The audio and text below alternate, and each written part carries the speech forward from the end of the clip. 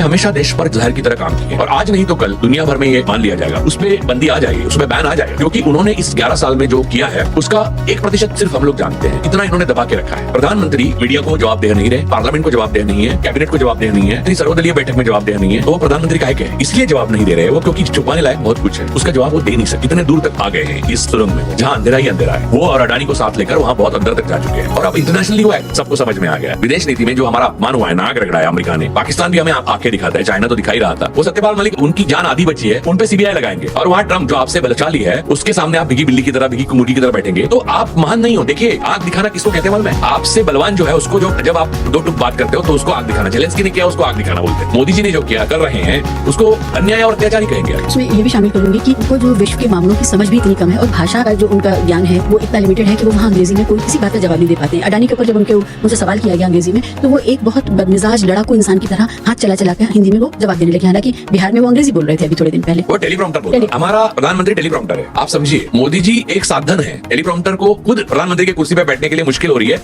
इसलिए मोदी जी ने बोला हमको मैं नॉन बायोलॉजिकल हूँ। फिर भी आप समझ नहीं पाए कि वो टेलीप्रॉम्प्टर है। आपकी स्ट्रेंथ और आपकी वीकनेसेस आप मान लो और उस दायरे में आप खेल खेलो तो आप अच्छा काम कर सकते हो। और मेगालोमैनियाक होकर, नार्सिसिस्ट होकर आप अपनी वीकनेस को भी आप स्ट्रेंथ मानने लगो, ताकि आपदा में अवसर, गटर से गैस, रडार में बादल, ये सब बातें आप बंकर और परीक्षा पे चर्चा जो आपका विषय भी नहीं है उसमें आप महारत हासिल किए जैसे बात कर रहे हो, जिसमें आप पूरी तरह से असफल रहे हो, तब जाके समस्या होती है। अमेरिका में AI है, भारत में आई है। वो कुछ भी बोलते हैं, जैसे मेरे खून रगों में सिंदूर दौड़ रहा है, कभी बोलते हैं मेरे रगों में पैसा दौड़ रहा है, कभी बोलते हैं मेरे रगों में ये दौड़ रहा है, मैं पठान का बच्चा।